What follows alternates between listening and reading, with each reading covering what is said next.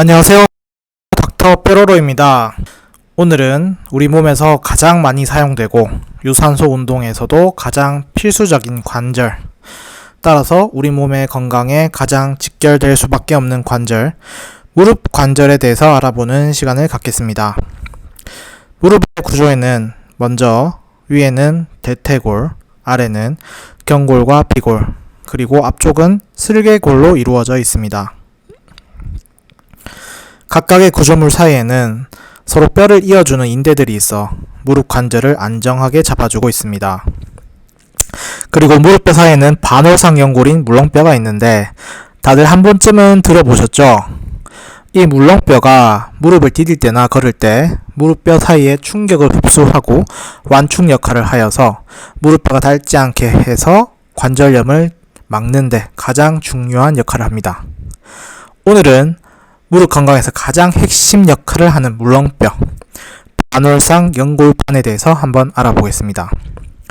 반월상 연골은 C자 형태로 내측과 외측에 있으며 두께가 평균 9mm, 사이즈도 3-4cm 정도밖에 되지 않는 작은 사이즈의 연골입니다. 반월상 연골이 무릎에 충격을 흡수하는 쿠션 역할을 해주는데, 그렇다면 이렇게 무릎에 가장 중요한 역할을 하는 반월상 연골이 손상을 받으면 잘 회복이 될까요? 결론은 손상 부위와 다친 시기, 나이에 따라서 회복 여부가 다르지만 대부분은 회복이 쉽지는 않습니다. 그 이유는 반월상 연골의 혈액 공급이 원활하지 않기 때문인데요.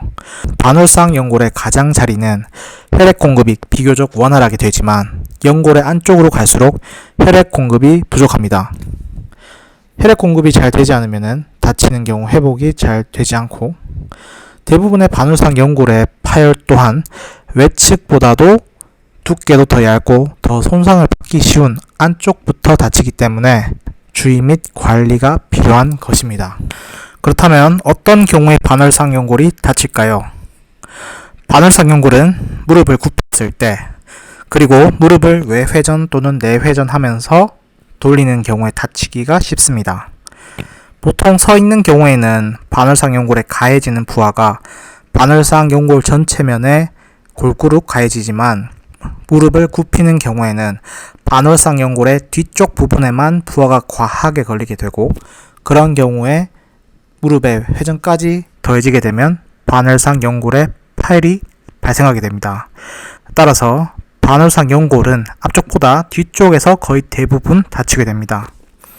스포츠에서도 흔하게 발생하는 경우는 점프를 했다가 무릎이 돌아간 상태에서 착지하는 경우, 무릎을 굽힌 상태에서 무릎이 돌아가면서 연골 손상이 흔하게 발생할 수 있습니다. 즉, 정리를 하면 무릎의 반월상 연골은 무릎뼈 사이에 있어 충격을 흡수하는 역할을 하여 무릎 관절염을 막아주는 가장 중요한 방패 역할을 합니다.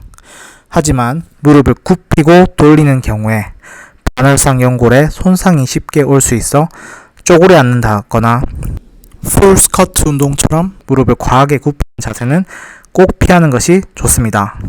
이번 시간에는 반월상 연골에 다치기 쉬운 동작들에 대해서 알아보았습니다. 다음 시간에는 반월상 연골 파열의 종류 및 알기 쉬운 자가진단법에 대해서 한번 알아보겠습니다. 오늘도 시청해주셔서 감사합니다.